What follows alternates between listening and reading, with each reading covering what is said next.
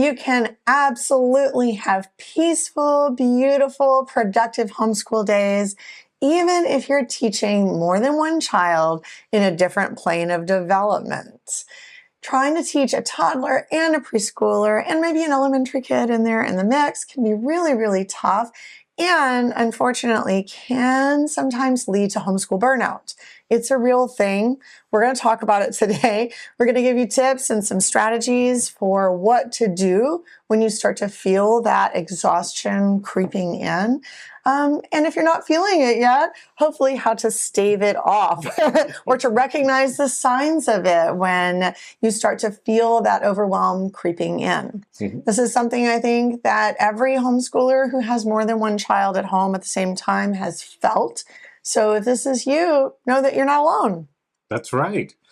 So how do you go about teaching children different levels, often different ages, but not necessarily,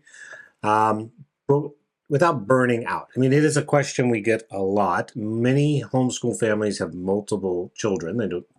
Some families, of course, have an only child, but we know that a lot of families have two. We know when we were at the conference just a couple weeks ago in Texas, we met people with 4 or 5 kids. Some of them, yeah. And they had a huge range. I would say it's probably, if you have only one child, then just like let this one slide over your head. But I would say it's like the norm for a lot of homeschool families to have more than one child. Yeah, I forget what the average American household is now, but it was 2.5, right? Yeah, it's something like that. Now, so if you do have an only child, just, maybe come back in 20 minutes for Mr. Bunny. But if you don't have an only child, you're probably... Or just hang out and listen. Sure. A lot of only children end up playing with other kids. And if you're teaching more than one child at a time, maybe you have a homeschool co-op, all of this applies to you too. That's right. Anyway, so if you are ready to take some of that stress off your plate, we have some techniques that can help. Last week, we started this series on multi-age children, talking about why Montessori is particularly good for families that have more than one child of different ages. Now, again, it works for all families, whether you have a single child or you have a whole bunch of them. It's really, really good either way.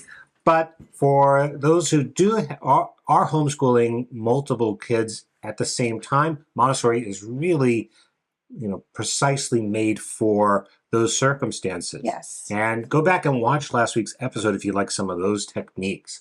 This week, what we want to talk about is how do you do that while keeping your sanity? Yes, exactly. And we came up with 4 strategies that we want to share with you today. And I know we have a pretty good crowd out there. Welcome everybody who's joining us live.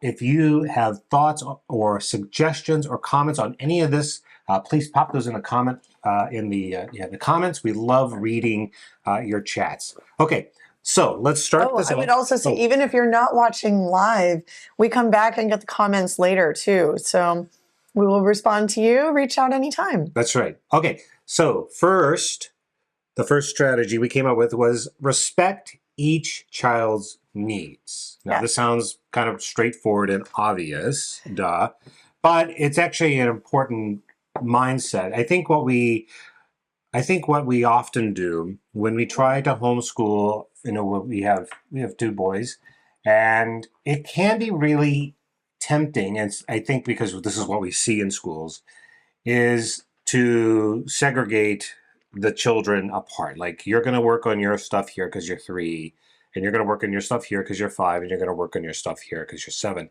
And that's not the way we would suggest you organize your home. Like, there are times for that, and there are times not for that. And the mindset really needs to be, we're going to have family lessons, but we're going to respect each child's needs through that. So, for example, if you have a little guy, you're going to want to make sure you're leaving space in that activity for them to feel included without the expectation that they're going to learn a lot from it. Like, they may actually learn a lot, but you're not setting out to make sure that the 3-year-old is getting the same level of information and understanding that the 5 or 6-year-old is. But you're going to include them both, even though the 3-year-old isn't going to get the same thing, the same amount of information from the lesson as the 6-year-old. You include them both. It's not going to hurt this 3-year-old. In fact, it's going to help them. Conversely, you also want to make sure that you're giving your big kids, the 6-year-old in this example, time to go work in private. Right. You don't want to force them to work together all the time. And this is reflective of the developmental stages. You want to give your 3-year-old time to feel part of it. I mean, all of us who've got kids, a big brother, little brother situation or whatever you might have, the little brother always wants to be doing what the big brother is doing or the big sibling, right? They just want to be part of their world in a real way. Yeah, our kids, we used to tag team, actually, if you remember, it usually started with the little one would want to do what the older one was doing, but then you'd finally get the little one settled in something and the older would abandon their work and then just want to come over and play with whatever was going on over here that looked more interesting. That's right. And so this is where respecting the child's needs comes to life, right? Yeah. The 3-year-old needs to be with the 5-year-old or 6-year-old or the other child and following along. They don't want to feel left out. And we want to resist the temptation to say, no, this is too advanced for you, or you'll find this boring, or this is inappropriate for you. And to say, yeah, let's all learn together. And I've used this analogy many times. A child is like a cup. Actually, humans are kind of like cups. They'll hold as much as they can. And you can continue pouring information into them like water into a cup, and it'll just overflow. And it's not going to make a mess. It doesn't cause a problem. They're going to hold what they can. Your 3-year-old will get from the lesson what the 3-year-old can get. The 6-year-old will get more. You don't harm the 3-year-old. Now, the 6-year-old, this again goes to respecting each child's needs. The 6-year-old is going to want, and the 7 and 8 especially, is going to want to have time to go off, maybe sit quietly, maybe read, do their own work. Hey, he's always in my stuff. Get away from me, Go back and watch Mr. Bunny from last week for some examples of that, right? Respect that too, right? The 3-year-old can't always be with the 6 or 7-year-old. The 6 and 7-year-old needs time to go off and explore because developmentally, that's also where they're at. They're in a journey into the mind. It's the journey to abstraction, and they need time to practice abstract thinking internally. And so respecting them means also giving them time to go off and learn. So the way you might actually see this in practice is you give a common lesson, let's say a lesson about a scientific lesson. Let's say I know this coming month we are doing SMILE in constellation. We're going to do an experiment with eggshells where we're going to put them in different kinds of acids or base. Like we're going to put it in water and lemon juice and vinegar, I think, right? So you have various types of liquids, at least I'll say, and you're going to see what happens. An older child is going to really be able to make keen observations and keep a chart. A younger child is not. But the younger child can still participate in that activity. And we would encourage all the children to participate, even if they're older teenagers, to participate in the activity itself and then to let each child's particular needs be expressed in the reflection part of it. Yeah, I'm going to give another example, this one from the theme that we're currently doing this month, which is pets. A lot of our families are doing the pets poll. Ooh. And you actually created like a little lab sheet for that. And it's a classic elementary school activity where you graph your favorite pet, you kind of poll people. Yeah, fish, dog, what cat, kind of pets whatever is your favorite, right? It's very, very common to see this in first grade or second grade, especially. Ask grandma, ask a neighbor, ask somebody, right? And then you put a check mark. And you can make a little bar graph of the favorite pets. So classic, but actually like a really great activity because it can easily be scaled up or scaled down. Yes. And for those little ones, like it's important to allow them to participate, even if they don't understand the concept of graphing. They can still understand the concept of people making an affirmed opinionated choice. Yeah. And also the practice of asking somebody a question and then receiving their answer. I mean, there are just innumerable valuable lessons for a little one. So often people will look at our curriculum and they'll say like, oh, I think this is too advanced for my toddler. And I will say Montessori is very advanced. It's a really, it's a high level curriculum is how I like to describe it to families. Like you're going to look at this and you're going to say like, I've got a 2-year-old who's mostly like throwing their fish crackers across the room. What are they going to get out of this graphing activity? Actually, a whole lot. Yeah. A whole lot. But not And the same it's thing as the 7-year-old. not as much. Yes, totally different things for different ages of children. But it's an example of the way that one of our lessons can just easily be scaled up for the older child to maybe be interpreting this graph in different ways. Like you can make a bar graph, pie chart, or a line graph, and older kids will be more ready and receptive for that, especially like your 8-year-old. Totally. But for your 6-year-old, for your 5-year-old, they might be more interested in a physical representation of graphing using Legos or I think it was goldfish. using your goldfish to graph with. And your youngest, like you've got your toddler, they're still learning all those great lessons. You're just paring down the choices. Maybe you're proposing to poll people for whether they like a cat better or a fish better, and just see those results. It's enough, to not have to have the whole scope. But this is like on that lesson giving level. But I'd also like to talk about kind of on that macro level of thinking of your homeschool rhythm and your routine. And in Montessori, we have a concept called the prepared environment. That's right. And this, when we talk about like teaching children at different levels by respecting their needs, you're going to need to make sure that your environment is reflective of your children's current needs. And so that means that if you've got a little one who's really into pretend play, you need to make sure that need is represented. You've got the blocks, you've got the whatever they're You pull your, I promise you pull your toddler and your older preschool age child, say your 4 or 5-year-old, into a Montessori homeschool room that's outfitted specifically with primary and lower elementary materials for your older kids. Your toddler is just going to throw the blocks across the room, and it's going to be a big mess, right? So we want to make sure that if we've got a baby on our hip, that there are things in the environment for the baby. And we see this in public spaces all the time. David and I are always constantly looking, public libraries, or in libraries actually do a pretty good job. Better than they used to. They do better than they used to. But we actually museums are not. They often struggle. Museums are they do struggle. But a good way to think about this would be to think about adult spaces where people often have to bring their children or do bring their children. So I'm thinking like coffee shops, libraries, museums, churches, like places where we generally think of as like places for adults who already know how to behave well to go in and engage in public. But I'll tell you, I've been in coffee shops that are very adult oriented. There's no place for children in them, it seems. There was one coffee shop I went into with a homeschool friend. The whole place was just set up for laptops for people to do their work. And it was dead quiet in there. There was no talking. It was absolutely silent.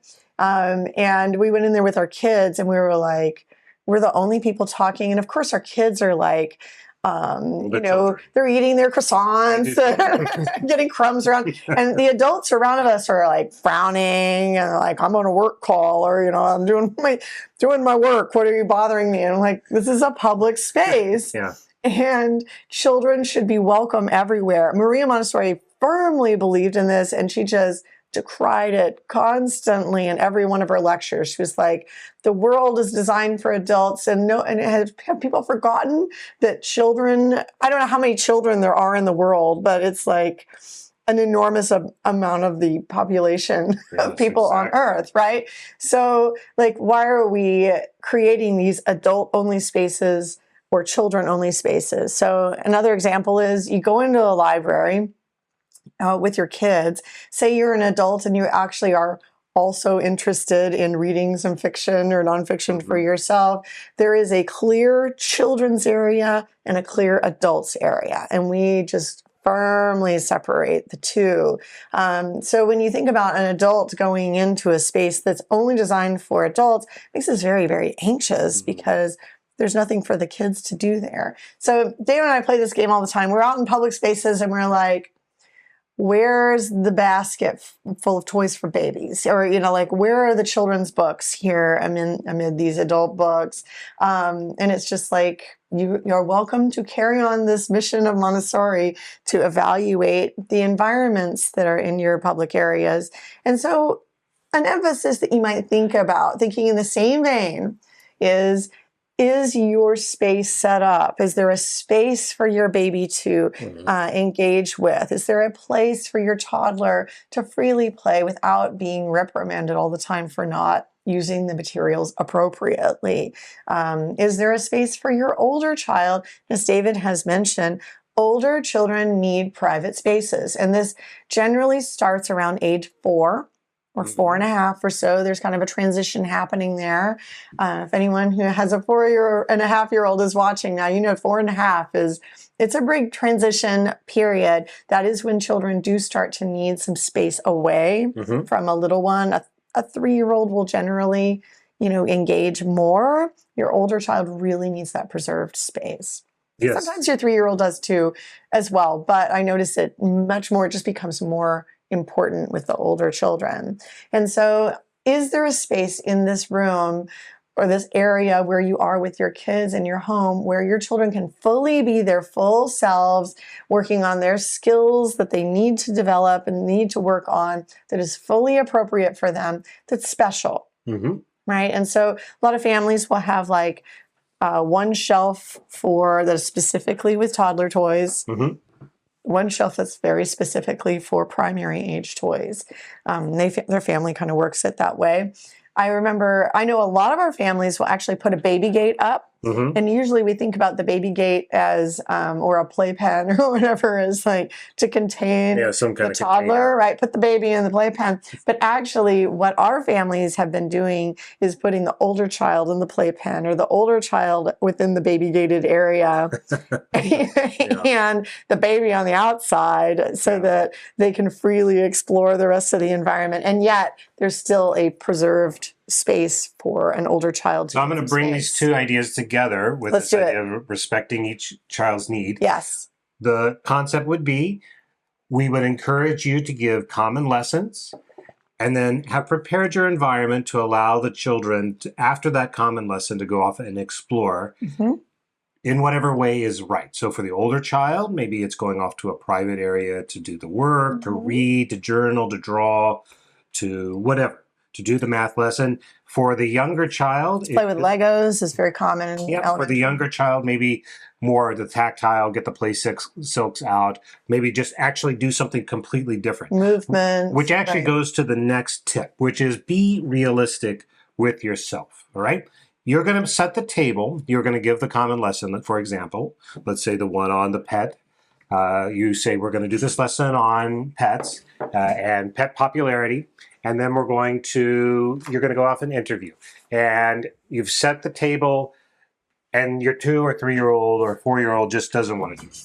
Right. Like, even though you've scaled it down, you've made it simpler, they're just not interested. They want to go and get their little toy stuffy dog and make them talk or play around with them. Like, oh, pets, yeah, I love my dog. Right? Be realistic with yourself. You can set the table, but you can't make them eat. Or, as the old saying goes, you can lead a horse to water, but you can't make them drink, right? You can't force learning. Now, you can force compliance to some degree. Right. You can make people sit. You can make them complete work. You can do all kinds of things. Schools are very good at that by using the various forms of punishment and incentives. But to actually force somebody to learn has to come from within. The spark has to start within for it to actually take, right? Especially if you're trying to do something much more advanced than a rote skill. Like if you want somebody to learn how to sew, you could probably force them to do that because it's a mechanical skill that they can repeat. You want them to think abstractly and design a new outfit. That has to come from within. And so you cannot force learning. You, the parent, the teacher parent, you have to accept that at the end of the day, the child is responsible for the learning. Be realistic. You can set the table, you can give the common lesson, you cannot force them to do it with joy, with an outcome that you want. They will find ways to defy you. All parents know this. It's not your fault. It's not your fault. It's just how learning works. So on being realistic with yourself, I love that you talk about setting the table. And we would, in Montessori, we would often call this like, you prepare the environment and you prepare your lesson. You prep your lesson, you print out your materials, you read through, we have all of our lessons are scripted. So like, what does that mean? You read through the script, you familiarize yourself with the lesson. Yeah, that is your responsibility. Exactly. Yeah. All of those things, preparing the environment, choosing what toys are in the room or what materials are out or not. Picking interesting things. All of those are your responsibility. Yeah. But on this note of like being realistic, I want to be really clear that most Montessori parents will fail if they believe that they are 100% responsible for what the learning outcomes are going to be. And so, David's words are really right on the money here. You cannot control what your child learns. You can't control it. You can control what you teach. You can say, hey, I'm going to teach you about pets this month, and you're welcome to do these activities or just watch me do them, which a lot of our kids in our program do anyway. And that's great for them. Observing is 100% participating in a lesson, even if they're not the ones doing the writing. Watching it counts, all right? You can control that, but you cannot control how quickly they progress in skills, and you can't control what they take out of a lesson, So what your toddler takes out of that pets poll popularity contest might be the grace and courtesy, right? Yep. Or it might be the value of making a choice in decision making, or it might be noting the differences between those two kinds of pets. You don't know. You don't know what learning outcomes are going to happen. And when we taught in a traditional school, I remember being required to state the objective at the beginning of every single lesson. And, we sort of do that, here in our constellation themes as well. For example, I just opened it up to the pet popularity poll. How fun is that? We've categorized this, even though we've talked about it could be practical life. It could be all these other things too. We've categorized it under math. And we've said your child is learning how to collect data, count with tally marks, organize information visually using graphs. Like these are all possible outcomes. Yeah, the lesson was designed by us instructional designers to reinforce these concepts. Right. If you do the activity as described, then these outcomes are possible. Right. But whose job is it to actually have these learning outcomes? It's the child. It's your child. Yeah, I mean, you can make them do the tally marks. Whether they'll remember it or care about it or apply it, like that might not even in some cases be within their complete control because there's planes of development. Yeah. That's where sometimes parents get in trouble too, is they expect things from children because they'll read a book or they'll see a source online or they'll see a video like, oh, all 5-year-olds are supposed to be doing X, and then your child isn't doing X, and you're like, oh no, I must be failing. That's just not how learning works. If you're preparing the environment, if you're supplying the child with rich, good, focused activities that are creative and inviting, then you are doing the part that's important. Like the part that the child has to learn and is essential for success in all life is self-regulation and determination. They have to learn to want the outcome themselves. And when we teach children, that's a big part of what it's about. Is helping a child learn that. We want children to develop this fire inside it, this intrinsic motivation that then propels them through the rest of their life so that they are successful and happy and independent and creative and all the things that we value as humans. That's what we're trying to do. And so these lessons, you can set the table, you must. But you have to be realistic that it's up to them to eat. Yeah. And this being realistic about the wildness of possible learning outcomes that could happen, and the progression of skills that's on a timetable that you can't control, is going to help prevent that burnout that you might feel. You're much more likely to feel burned out when you have very specific learning You're holding yourself outcomes. to an impossible standard. Exactly. And so part of the strategy is, yes, you're going to respect your children's needs. That is going to help you prevent burnout because you're going to be honing in on your child's developmental levels. And the other piece here that we're talking about is taking the pressure off by being very clear about what your responsibility is with each of your children, or all of your children, Yeah.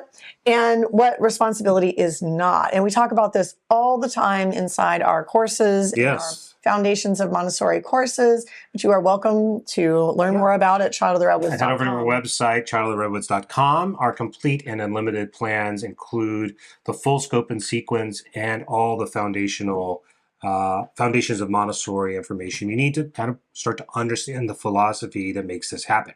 Okay, Right. So we talked about you want to invite everyone in, but then give them a place to learn. Right. You want to be realistic that you can do all of that and you won't necessarily at the moment see the outcome.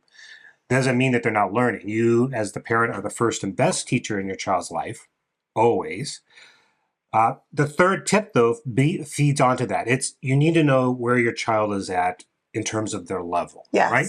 So, for example, a little guy needs not a lot actually, I'm going to take that back. A little guy needs no talking, just demonstration. Mm-hmm.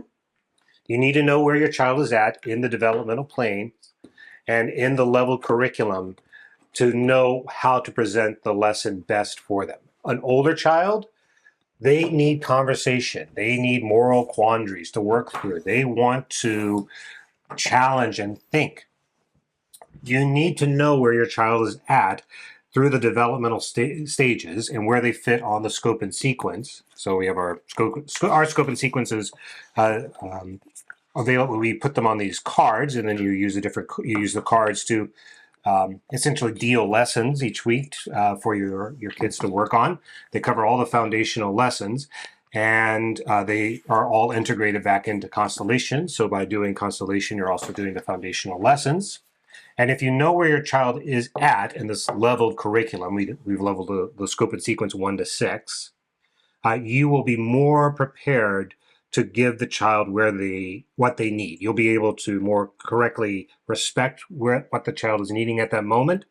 You'll also be able to tell when the lesson is just not hitting. You're being realistic with yourself and you're like, something's not working. And being able to recognize like this is just too advanced. And actually the child is getting out of the lesson what the child can. Your child is getting from this lesson on the shell experimentation or the pet popularity poll what they can get. It may not be what you expected, but actually your expectations may not actually align with what's realistic for a child at that age. And this is where you would look at the level curriculum and your understanding of the planes of development and say, for a 3-year-old, that's actually right on the money. And if I was seeing that from a 7-year-old, then I might interrogate that a little further. Is it just not hitting the mark? Is there something else that I should think through? Again, this is where understanding the foundations of Montessori come to play. Mm-hmm. But knowing that level is a key to helping you set those realistic expectations. Correct. And in our curriculum, we have levels. We have two ways that you can kind of determine your child's level. One is inside our thematic curriculum, where we have our Everyone Can Play section, and we have it broken into toddlers, primary and elementary. And we say our curriculum is for ages roughly 2 to 9.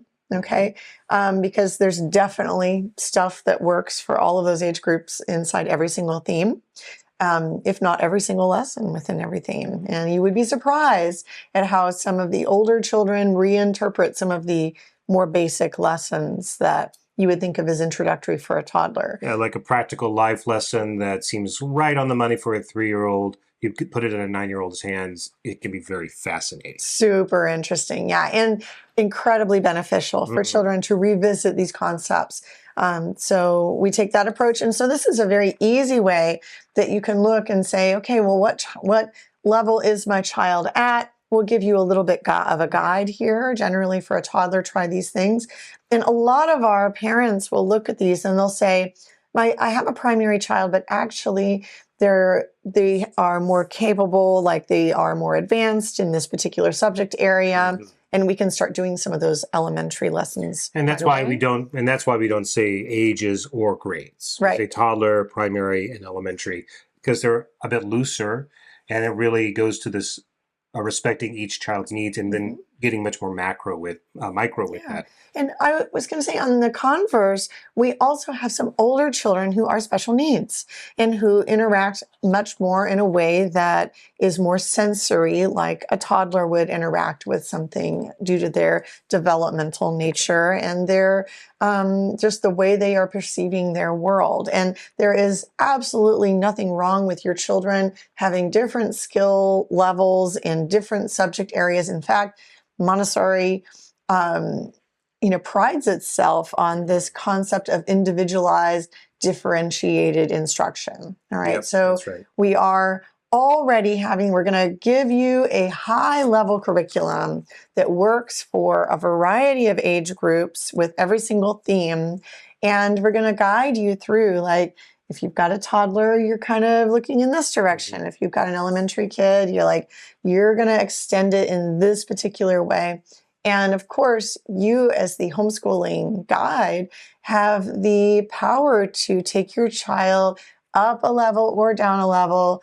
And you should be doing this with every lesson you give. And this is one of the things that we dislike the most about traditional curriculum is it tends to be very prescriptive about age groups. And in Montessori, we are not prescriptive about age. Instead, we are encouraging you to constantly modify for your individual child's needs. Yeah, and the second way is... it goes with this. So in the constellation, we have 3 ranges. And then in the foundations curriculum, we get more specific, and we have 6 levels.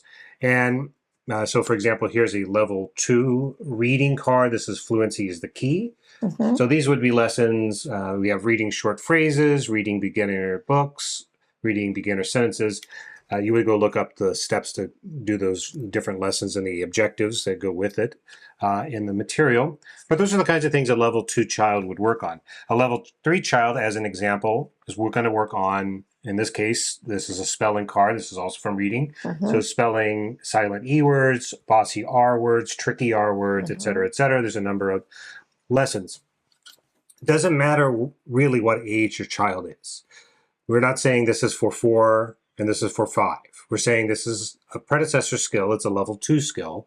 Right. This is a level 3 card. These are the skills represented by these various lessons come after this. You'd want to be comfortable. In fact, you'd want to be at the B level, which means building. So your child is really comfortable, can apply these ideas in creative ways before progressing to this, because it will help. And it doesn't matter if your child is 3, your child is 5, your child is 5, your child is 6.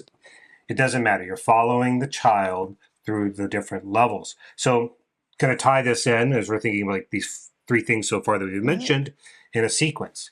You're going to, again, first respect the child's individual needs. Give a common lesson, but prepare your environment and let each child's specific developmental needs and intellectual needs and creative needs come to life. Private space maybe for your older child to go and read and study. A more open, tactile, sensorial space for your younger child to play around with after you've presented a common lesson. You're going to be realistic. Just because you presented this gangbusters lesson that's super fun and everybody else in the community seems to be having a great time with it, and your kids just aren't getting it, that's not on you. If you've prepared the environment and you presented the lesson, it's up to the child. They have ownership. In fact, they have chief ownership over the learning outcome. Yeah, your child always has ownership over their learning. That's right. Third, you're going to then look at that situation and you're going to say, where are my children level wise? Where are they? Are there predecessor skills that we might need to introduce? So maybe the pet pull, going back to that one, maybe they're not, maybe my 7 or 8 year old is not able to do the graphing, and I thought that they were supposed to. Well, that's where you would come into the level curriculum and know, like, oh, you know what, there's some actual predecessor skills in the math curriculum. I think graphing would be in math. So what are those skills? Okay, that's a level 5. Oh, I see there's some level 4 skills in math that just aren't there yet. That could be why they're not doing the graphing work. There could be other reasons, but that is a way that you would start to troubleshoot it. So that's right. Knowing your child's level can then help you approach that situation. And then let's go to the last one, which I think we too often underestimate the importance of, and that is self-care, right? You've done all that you can. You've created the right environment. You are being realistic with yourself, or you're trying to be at all times. You are studying and thinking and noting, and still you go to bed and you feel like a failure. It happens. Burnout is real. It is. And it happens. Teaching is hard. Parenting is very hard. What do you get when you put those two things together? The impossible sandwich, right? I mean, it's just really, really, really hard. You've got to have a community, and you've got to have friends, and you've got to have practices that will keep you going when you feel that nagging doubt that we all feel. Every one of us will feel that. Yes. In our community, I will say that our members do a really great job of sharing their self-care strategies, and also that there are some tried and true general strategies that work for almost universally for everyone. You know, and you already mentioned one of them, which is like peer support, you know, the social support of others. It doesn't have to be someone in the same age group as you. It could be multi-generational, right, type of support. But having a social connection, just being with another person, is extremely powerful. I remember reading or learning a while back, the power of the hug, like the social hug, is so strong and powerful. It's basically universal. I mean, I'm going to say there are definitely exceptions to every single rule. You know, there are some people who just cannot be touched, right?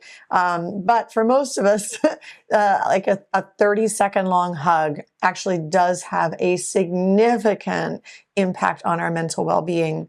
Another one is exposure to nature. And I mean, children are really great, I will say, at giving 30-second hugs. They'll give you like 30-second and then some, you know, like the never-ending hug. And I still, like, every time I get one of those from my kids, I'm like, don't break the hug, respect the need for connection. Even though I'm like my hands are in the middle of dough. Too long. Right. But yeah, it does have a physiological effect, is that social, and nature as well. Like it's very common. Like almost everybody knows about the forest bathing effect, or the plants in a hospital room, or even the window where a patient can see a tree outside. They just do better physically. They're more likely to recover. And so you can get in that self-care through nature in the ways that work for you. And I will say some of our members do this by really getting into nature. We have some members who are just constantly out hiking with their kids, constantly doing forest playgroup type of stuff, and they find it very restorative. And others are not really so much about the hiking. Like there's bugs and ticks out there, and like some people, it's just not for everybody, right? But maybe those people have a plant at home that they take care of, or maybe a pet that is a part of their family, or a garden. Pets are nature as well. Yeah, You're right. Sure, yeah, for sure.